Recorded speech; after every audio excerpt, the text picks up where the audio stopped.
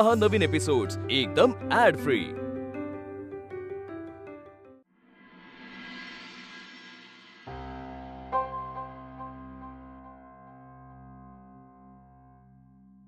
माझ्यामुळे माई मावशीला इतकं सगळं ऐकून घ्यावं लागलं आणि मी काहीही बोलू शकलो नाही आणि काही करू शकलो नाही।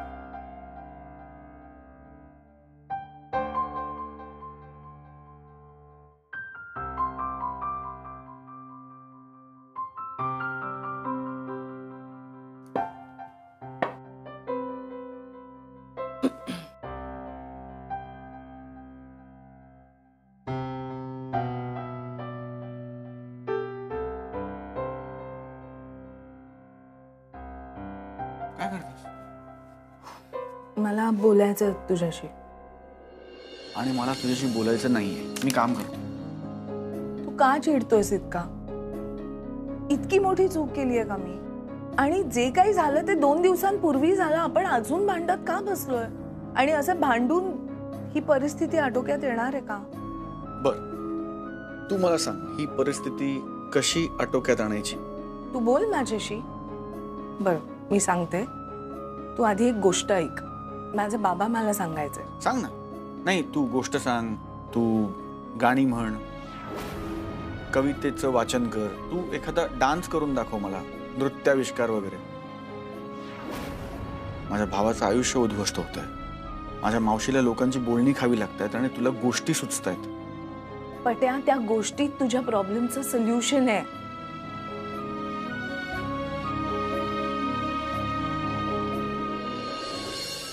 बरं ऐक, सांगते।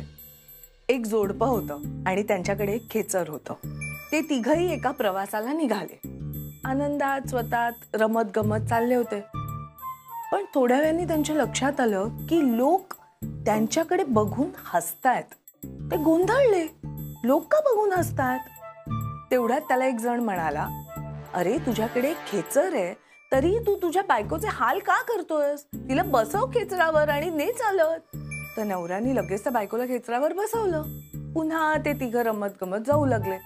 थोडं पुढे गेल्यावर त्यांच्या लक्षात आलं की अरे च्या, बायकोकडे बघून लोक तोंड वेडी वाकडी करतायत। तिला कळे ना आता हे असं का होतंय। मग एक जण तिला म्हणाला, कशी बाई आहेस तू? म्हणजे तुझ्याकडे खेचर आहे, तू स्वतः खेचरावर बसलीस, त्या नवऱ्याचे बिचाऱ्याचे हाल करतेस आणि त्याला त्याची फरफट करत त्याला चालत नेतेस। तेव्हा तो नवराही जाऊन खेचरावर बसला। पुन्हा ते तिघे आपल्या प्रवासाला निघाले। थोडं पुढे गेले तर त्यांच्या लक्षात आलं की पुन्हा लोक त्यांच्याकडे बघतायत आणि कुसूर करतायत, त्यांच्याविषयी बोलतायत, काही लोक त्यांना हसतायत। तेवढ्यात एक जण म्हणाला, काय माणसं आहेत, मुक जनावर ते, दोघं नवरा बायको त्या खेचरावर बसलेत आणि चाललेत आपले। त्यांना त्या जनावराची दया येत नाहीये का? ते दोघं गोंधळले, त्यांना कळे ना काय करावं। दोघही खेचरावरून खाली उतरले आणि पुन्हा ते तिघही पहिले होते तसे चालू लागले। झाली गोष्ट, आता करू का? नाही, कुठलीही गोष्ट तात्पर्याशिवाय कशी संपेल ना। आणि तात्पर्य हेच आहे की पट्या, आपण कसेही वागलो, आपण काहीही केलं तरी लोक त्यांना हवं तेच बोलतात। पण ते बोलतात म्हणून आपण का बदलायचं? आपण त्याचा त्रास का करून घ्यायचा? आपण एकत्र आनंदी आहोत पट्या। मावशींना आपण दोघं लिव्ह इन मध्ये राहतो याची काही अडचण नाहीये, मग आपण लोकांकडे लक्ष का द्यायचं? त्यांचा त्रास का करून घ्यायचा? कारण आपण ज्या समाजात राहतो ना, त्यात लोक राहतात आणि आपला त्यांच्याशी रोज संबंध येतो। मग संबंध ठेवूया ना। त्यांचं बोलणं इतकंही मनावर नको घ्यायला की त्यांच्या बोलण्याचा त्रास होईल। छान, म्हणजे लोकांचं बोलणं मनावर घ्यायचं नाही कारण त्याचा त्रास होईल। आणि तुझं वागणं नाही होणार त्रास। मोकळेपणाने बोल माझ्याशी। तुझ्याच प्रॉब्लेम बद्दल मी मोकळेपणाने तुझ्याशी कसं बोलू? मग कोणाशी बोलशील? कोणाशी नाही, आपण दोघे पार्टनर्स होता ना मेका। आपल्या दोघांमधले प्रॉब्लेम्स, वाद हे आपल्या दोघांमधले आहेत। हे मी कोणाशी डिस्कस करू शकणार नाही, ओळखीच्यांची तर नाहीच नाही। ठीक आहे, मग तू प्रियाशी बोल। कोण प्रिया? प्रिया, कारण प्रिया तुझ्या ओळखीची नाहीये, कारण प्रिया अनोळखी आहे, कारण प्रिया काल्पनिक आहे। चहा घे, बहुतेक तुला वेळ लागेल. नाही पट्या, हे बघ, तू तू ना तू मोकळेपणाने कोणाशी तरी बोलल्याशिवाय तुझं डोकं शांत होत नाही आणि ते शांत करणं ही माझी जबाबदारी आहे. म्हणून म्हणतीये, प्रिया तुला फोन करेल. नो आय एम सॉरी, तू प्रियाला फोन कर आणि तिच्याशी बोल. कारण तू धनंजय आहेस. मी कोण आहे? धनंजय. मी धनंजय नाहीये आणि मी कुठल्याही प्रियाला वगैरे फोन करणार नाहीये. नाही, तू करणार आहेस. मी करणार नाहीये. बरं ठीक आहे, मी आज जाते. प्रिया तुला फोन करेल, प्रियाचा फोन उचल. मी नाही प्रिया, हे नाही, प्रिया नाही, अनामिका.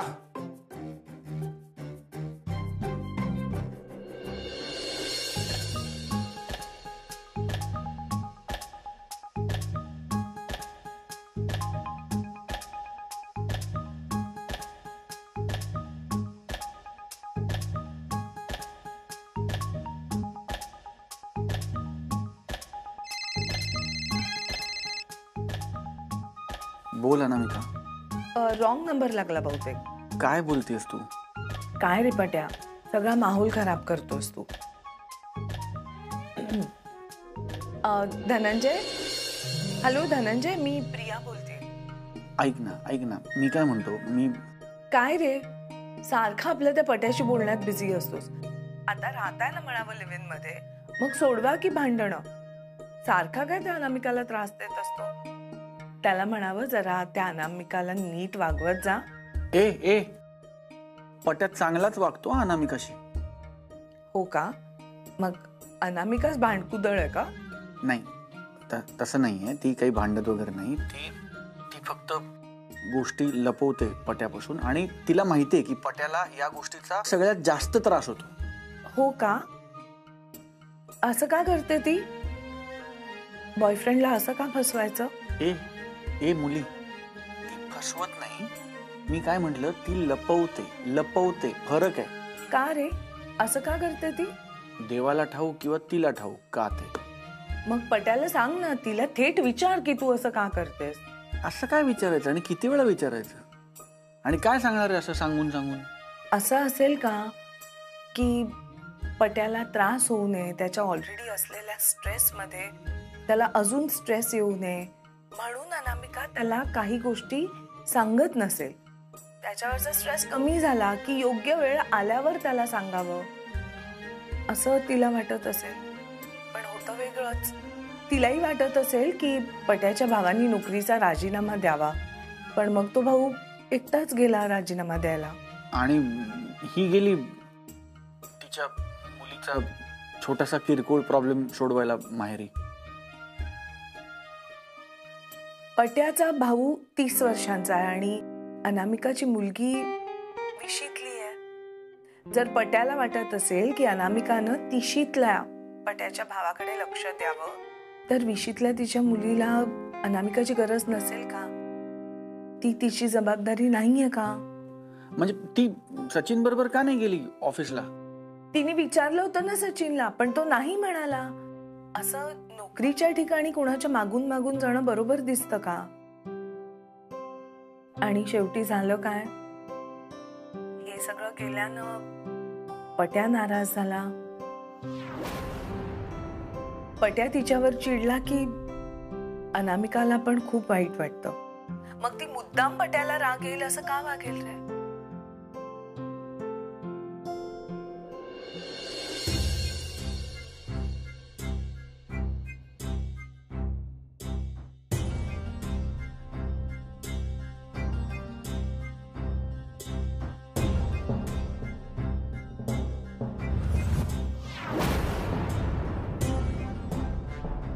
सचिन, बोल ना रे माझ्याशी.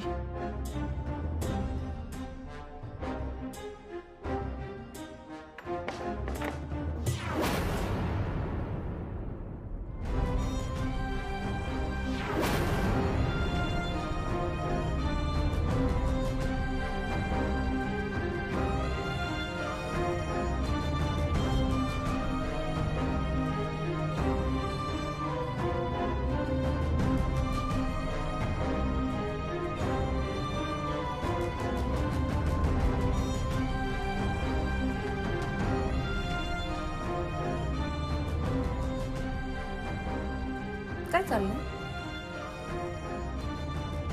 नाही म्हणजे तू इथे रडतोय, ती तिथे मेलोड्रामा करते. तिचं मला समजू शकते मी की तिच्याकडे रिझन आहे. तिचा नवरा जवळ नाहीये, तिच्या चुकीमुळे हे सगळं घडतोय. करेक्ट आहे तिचं, ती समजू शकते. तुझं काय? तू कशाला एवढं रडतोय? तू कशाला एवढा इमोशनल होतोय? चल रडणं बंद कर. आता मी कसं वागायचं, मला कधी काय वाटलं पाहिजे हे सगळं तुम्हीच ठरवणार आहात का?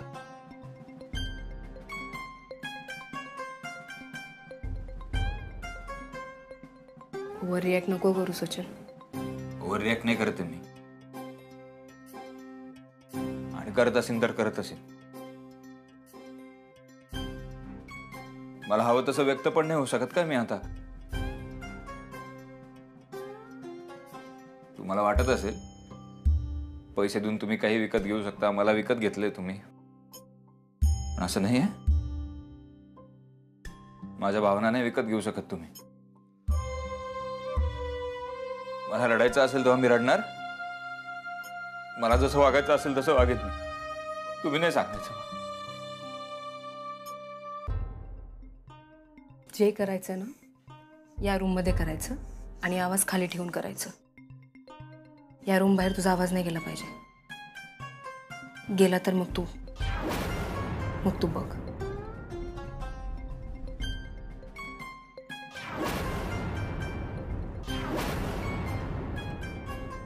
Hello,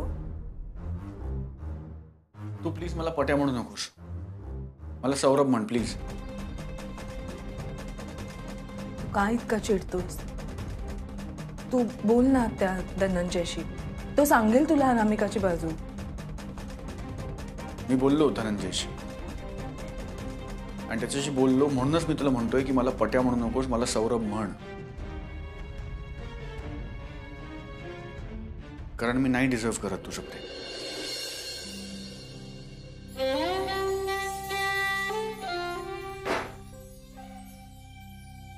I am sorry, I am extremely sorry.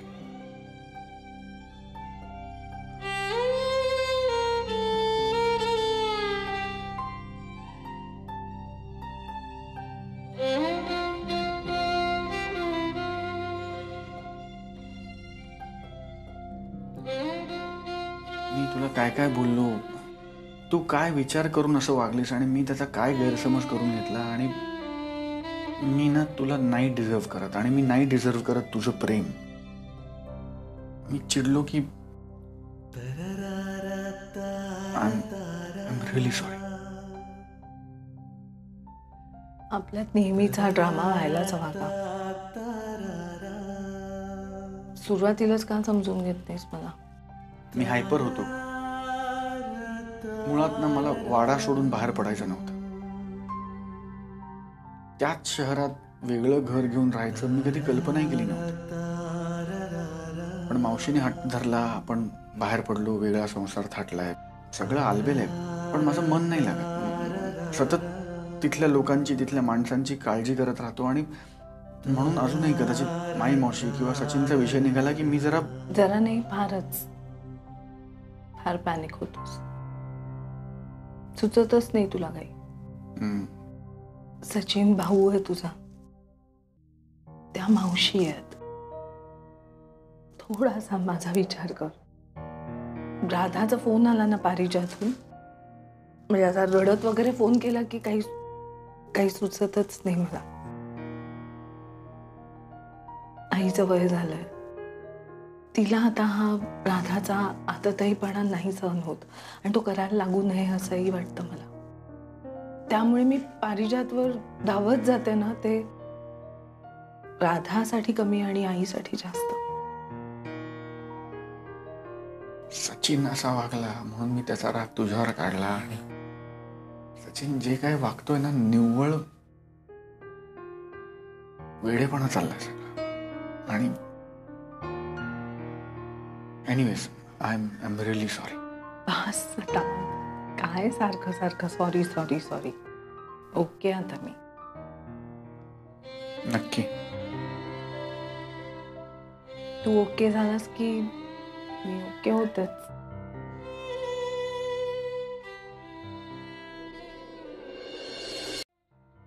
त्रास देतोस मला. बरं असतं ते. प्रेमात पाहिजे थोडी भांडणं, थोडे रुसवे फुगवे, थोडा त्रास, चांगलं असतं.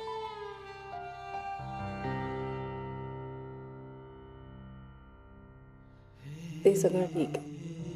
उगाच कोणाचं तरी ऐकून गैरसमज करून घेत जाऊ नकोस. मला नाही आवडत. डन.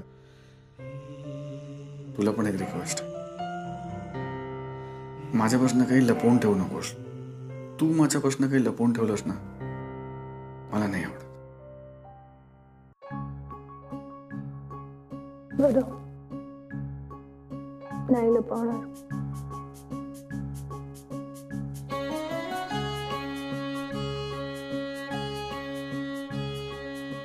या सगळ्या गोंधळात ठेवायचं राहून गेलं. किती वाजले बघितलंस? नको इतका विचार करत बसूस पट्या. खूप काळजी करतोस सगळ्यांची. होणार सगळं नीट. सचू मला असं का बोलला असेल ना? वाईट वाटलं ना? आश्चर्य वाटलं खरं तर.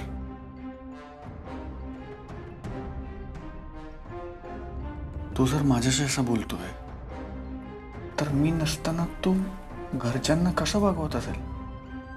पुन्हा पुन्हा सांगते, तसं दिसतंय तसं नाहीये. खरंच नाहीये. तुझं म्हणणं खरं असेल तर मला लगेच माई मावशी आणि आप्पांशी बोललं पाहिजे. घे बोलू. आधी काहीतरी खाऊन घे प्लीज.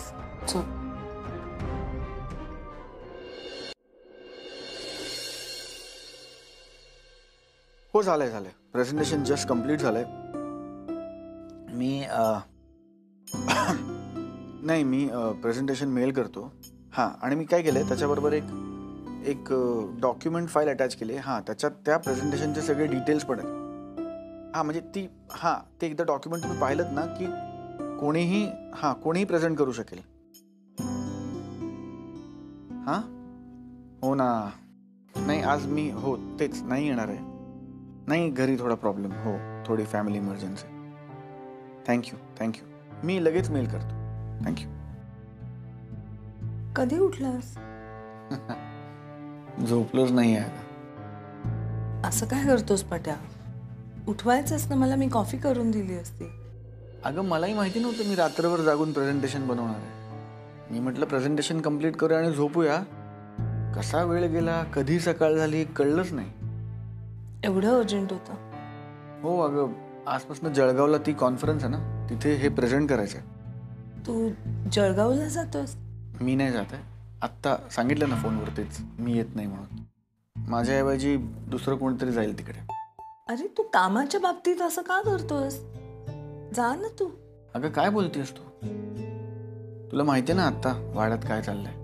अरे पण मी आहे ना इथे. मी सांभाळेन सगळं. तू घरच्या प्रॉब्लेमसाठी कॉन्फरन्स बुडवू नकोस. नाही ग, तू काय करणार? आणि असंही मी वाड्यात नसलो तरी किमान शहरात राहिलं पाहिजे. म्हणजे देव न करो पण दुर्दैवाने तशी वेळ आलीच तर मी लगेच वाड्यात पोचू शकेन. म्हणजे मी नीट सांभाळत नाही का सगळं? असं नाही म्हटलं मी अनामिका. अगं, तुला तुझी कामं आहेत. काय करणार आहेस तू? सगळं करणार आहे. खरंच सगळं सांभाळेन. तू असं सगळं माझ्या अंगावर टाकून जातोस ना पट्या, मला ते खूप आवडतं. आणि मी आल्यापासून तू कामाच्या जास्त जबाबदाऱ्या घेतोयस, हे पण खूप आवडतं. हो, पण अनामिका. पण बिन काही नाही. आता मी आहे ना. मी सगळं नीट सांभाळेन. मी वाड्यावर जाऊन राहीन. आप्पांची, मावशीची, सचिनची काळजी घेईन. वल्लीची सुद्धा काळजी घेईन. तू माझ्यावर अविश्वास दाखवल्यासारखं करू नकोस. अगं, अविश्वासाचा प्रश्नच नाहीये. मी इतकंच म्हणतोय की असं काय करतोस पट्या? जा ना तू. ऐक माझं, प्लीज ऐक आणि जा. तू नाही गेलास ना तर मला खूप अपराधी वाटेल. असं वाटेल की मी नीट सगळं सांभाळू शकत नाही. आणि हो बरं, रिलॅक्स. मी जातो. मी कळवतो फोन करून की मी येतोय म्हणून. खुश? चहा की कॉफी? चहा.